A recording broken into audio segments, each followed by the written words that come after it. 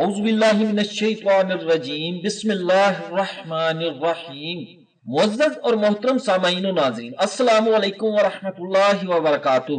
دوستو، دعا ہے کہ دوران بیان ہونے والی کمی بیشی، غلطی، کوتاہی اور زبان کی لغزش کو اللہ تبارک و تعالی اپنی بے مثال رحمت کے سبب معاف فرمائے، آمین ثم آمین۔ ایک بزرگ دن رات عبادت الہی میں مشغول رہتے تھے۔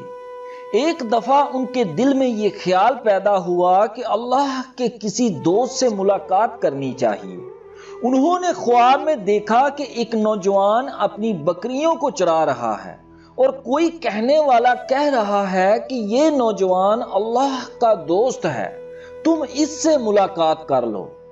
وہ بزرگ بیدار ہوئے تو انہیں اس نوجوان سے ملاقات کی جستجو ہوئی۔ ایک دن انہوں نے دیکھا کہ وہی نوجوان اپنی بکریوں کا ریوڑ لے کر راستے سے گزر رہا ہے۔ وہ بزرگ اس نوجوان سے مل کر بہت خوش ہوئے اور فرمانے لگے کہ میں چند دن آپ کے گھر مہمان بن کر رہنا چاہتا ہوں۔ نوجوان نے بھی خوشی کا اظہار کیا اور اس بزرگ کو اپنے گھر لے آیا۔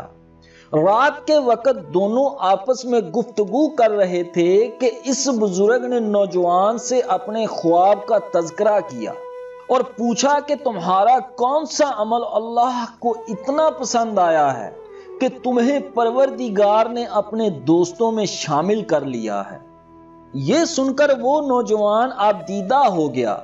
پھر اس نے قریب کا کمرہ کھول کر دکھایا کہ اس میں دو مسنہ شدہ چہرے والے انسان بندھے ہوئے تھے۔ وہ بزرگ حیرت زدہ رہ گئے اور پوچھنے لگے کہ یہ کیا ماجرا ہے؟ نوجوان نے کہا، یہ میرے غافل اور گنہگار والدین ہیں۔ ایک مرتبہ انہوں نے اللہ تبارک و تعالیٰ کی شان میں ایسی گستاخی کی کہ اللہ تبارک و تعالیٰ نے ان کے چہرے کو مسنح کر دیا۔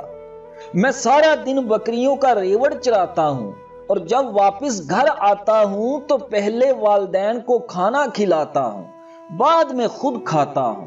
گو انہوں نے اپنے جرم کی سزا دنیا ہی میں پا لی، مگر میرا فرض بنتا ہے کہ ان کی خدمت کروں، آخر میرے تو والدین ہیں۔ بزرگ بڑے حیران ہوئے۔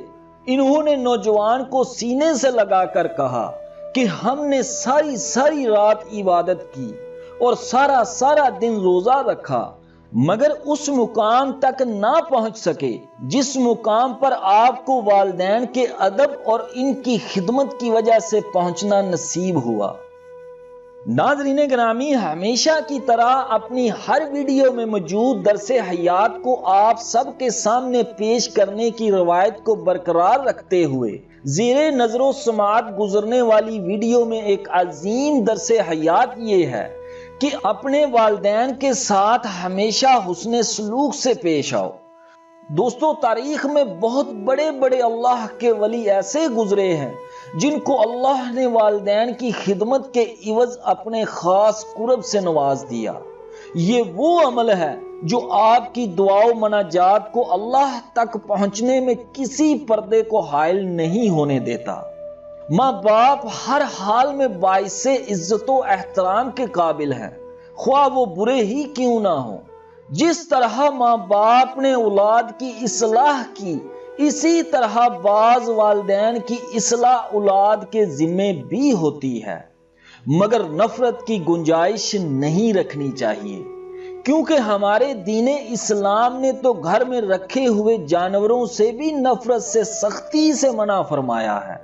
باپ کو جنت کا دروازہ کہا گیا تو جنت کو ماں کے قدموں تلے ہی رکھ دیا گیا۔ اللہ پاک نے جو مرتبہ ماں باپ کے رشتے کو دے رکھا ہے، شاید ہی کسی رشتے کو دیا ہو۔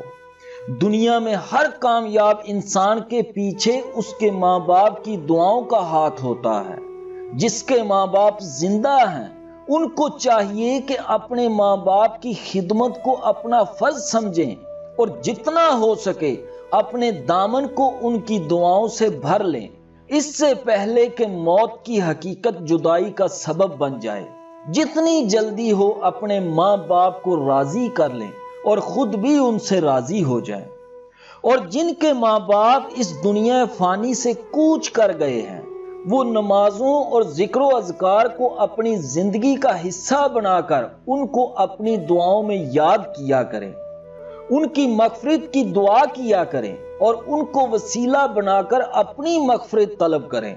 موت برحق ہے، اس حقیقت کو ضرور تسلیم کریں اور اپنے ماں باپ یا جو بھی رشتہ دار عزیز اس دنیا سے چلے گئے ان سب کی قبروں پر ضرور جایا کریں۔